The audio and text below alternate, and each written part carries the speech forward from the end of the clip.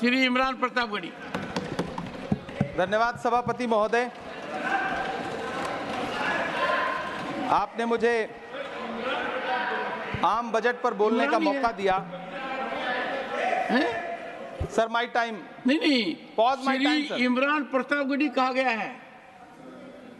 Sir थोड़ा सा इसकी जांच कराओ। मैंने कहा यहाँ प्रमोद प्रतापगढ़ी भी बैठे। ये आपसी मामला है, ये खत्म होने वाला नहीं है मेरे से। इसकी जड़ें बहुत गहरी गई हुई हैं, मैं रोज देखता हूँ ये जड़ें गहरी होती जाती हैं। इमरान प्रतापगढ़ी।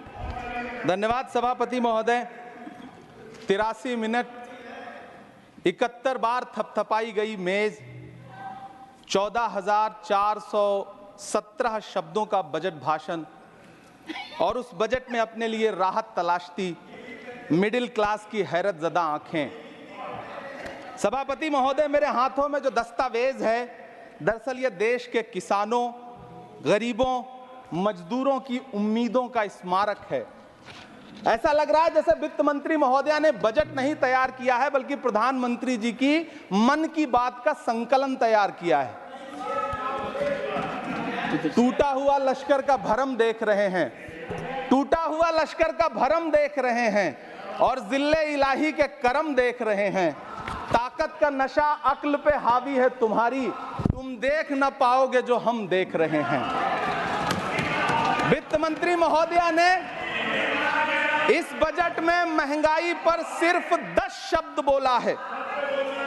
जिस देश में टमाटर 100 रुपए किलो बिक रहा हो। सभापति महोदय, मेरा टाइम पॉज करें और बार बार इंटरप्ट करने को या तो मना करें। हाँ बोले, कृपया बोले। सभापति महोदय, वित्त मंत्री महोदया ने इस बजट में महंगाई पर सिर्फ 10 शब्द बोले हैं। जिस देश में टमाटर 100 रुपए किलो बिक रहा हो, उस देश की वित्त मंत्री के पास बजट में महंगाई पर बोलने के लिए सिर्फ 10 शब्द है। डीजल, पेट्रोल, आटा, चावल, दाल, सब्जी की महंगाई का तो कोई जिक्र ही नहीं।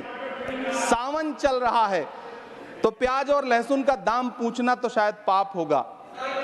मैंने तो यह भी सुना है कि वित्त मंत्री जी जो चीज खुद नहीं खाती हैं, उसके दाम से उनका कोई लेना देना नहीं होता।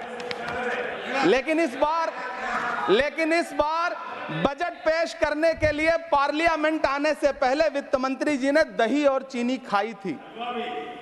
अब तो उनसे यह पूछा जा ही सकता है कि उन्हें दही, दूध और चीनी का रेट तो इन दिनों पता ही होगा।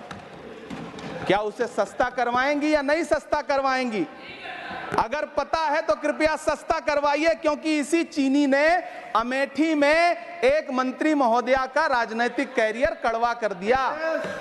सभापति महोदय, अपने शीश महलों में बैठे हुए सरकार के सांसद और मंत्री कह रहे हैं कि महंगाई कम हो रही है।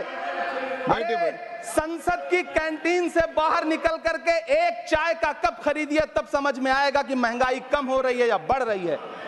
किसी एक दिन अपनी किसी मजदूर की तरह अपनी दिन भर की दिहाड़ी लेकर के बाजार जाइए और अपने बच्चों के लिए राशन खरीदिए, तब पता चलेगा कि महंगाई कम हो रही है या नहीं हो रही है। यहां बैठ करके बड़ी बड़ी बातें करना आसान है। ये चूनर धानी धानी भूल जाते, ये पुरवा की रवानी भूल जाते, जो आकर 4 दिन गांव में रहते तो सारी लंतरानी भूल जाते। सभापति महोदय, इलेक्टोरल बॉन्ड खरीदने के नाम छुपाने वाली सरकार, इलेक्टोरल बॉन्ड खरीदने वालों के नाम छुपाने वाली सरकार इन दिनों आम के ठेला लगाने वालों के नाम जानना चाहती है।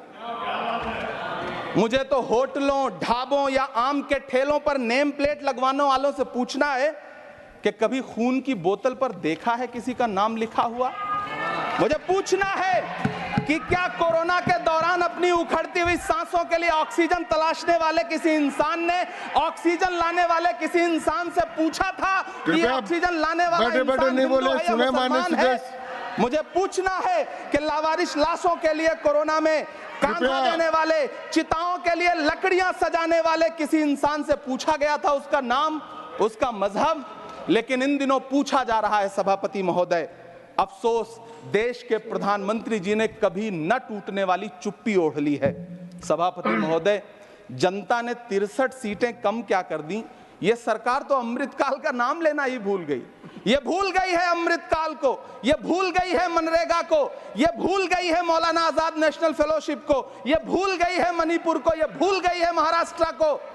मुझे गर्व है कि मैं राज्यसभा में महाराष्ट्र का प्रतिनिधित्व करता हूं।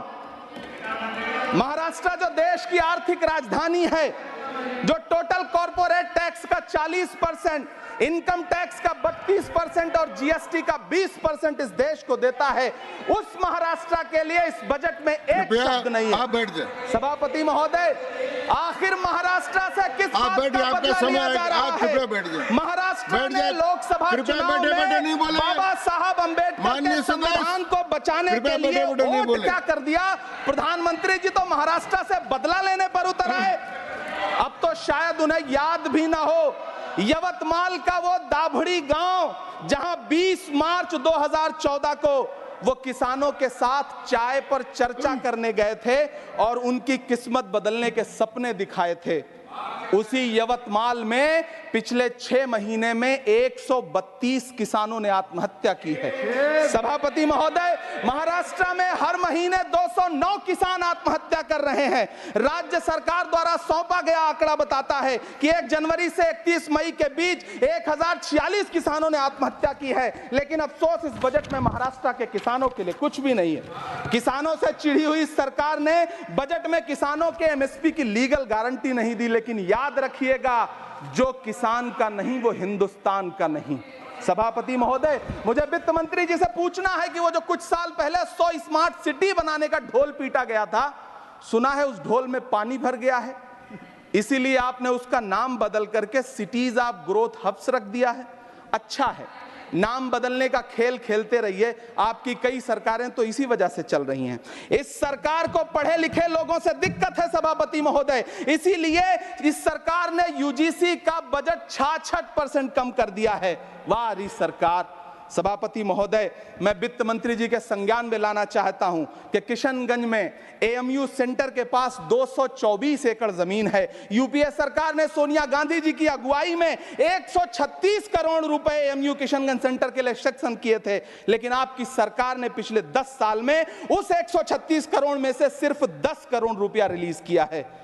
1.5 करोड़ की आबादी वाला सीमांचल बेहतर शिक्षा के लिए उस सेंटर की बाट जोह रहा है। मेरा आपसे सवाल है कि इस सेंटर का बाकी पैसा आप कब रिलीज करेंगे? मुझे उम्मीद है वित्त मंत्री महोदया जवाब जरूर देंगी। सीमांचल उसी बिहार में आता है जिसकी बैसाखी के सहारे आपकी सरकार चल रही है। वहां के लोगों को एम्स की जरूरत है। महानंदा और कोसी से होने वाली बाढ़ की तबाही को रोकने के लिए बांध बनाइए, सीमांचल के साथ सौतेला व्यवहार बंद करिए।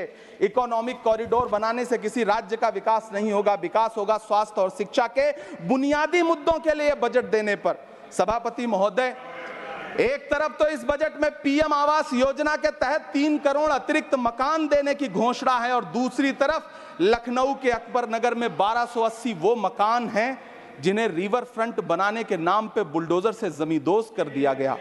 सभापति महोदय, लोग चीखते रहे, बच्चे बिलखते रहे, वसुधैव कुटुंबकम का नारा लगाने वाली सरकार इंसानों के घरौंदे उजाड़ कर जश्न मना रही है। सभापति महोदय, मेरा बहुत भावुकता के साथ देश के प्रधानमंत्री से सवाल है कि इन उजड़ते हुए मकानों और बेघर होते हुए घरों को देख करके आपको नींद कैसे आती है, आप सो कैसे पाते हैं? मेरा सवाल है इस देश के प्रधानमंत्री से, या तो लोगों के घरौंदे उजाड़ना बंद करिए या फिर करोड़ों मकान बनाने की झूठी घोषणाएं करना बंद करिए। यह बजट झूठ का पुलिंदा है। यह बजट आपके पिछले साल के बजट का कट कॉपी पेस्ट है। यह बजट हमारे चुनावी घोषणा पत्र की नकल करने की एक बेईमान कोशिश है। लेकिन कहावत है ना कि नकल के लिए भी अकल चाहिए। मेरे हाथ में एक तरफ न्याय पत्र है जो हमारा है और दूसरी तरफ अन्याय पत्र है जो आपका है। इस सरकार को आलोचना सुनने की आदत नहीं है सभापति महोदय। जब आप इनसे सवाल पूछिए तो ये कहते हैं कि आप बताइए 70 साल में आपने क्या किया है। मैं तो इस सदन में कहना चाहता हूं सभापति महोदय कि हमसे 70 साल का हिसाब मांगने वालों, जो सरकार अपना चलाया हुआ 2000 का नोट 7 साल नहीं चला सकी, वो हमसे 70 साल का हिसाब मांगती है। सभापति महोदय, मैं अंत में आपसे यह कहना चाहता हूं, यह बजट बैसाखी पर टिकी हुई सरकार का कुर्सी बचाओ बजट है। इस बजट में राज्यों के साथ, किसानों के साथ, नौजवानों के साथ, महिलाओं के साथ, देश के मिडिल क्लास के साथ अन्याय किया गया है और इस अन्याय का खामियाजा आपको महाराष्ट्र, हरियाणा और झारखंड के चुनाव में भुगतना पड़ेगा।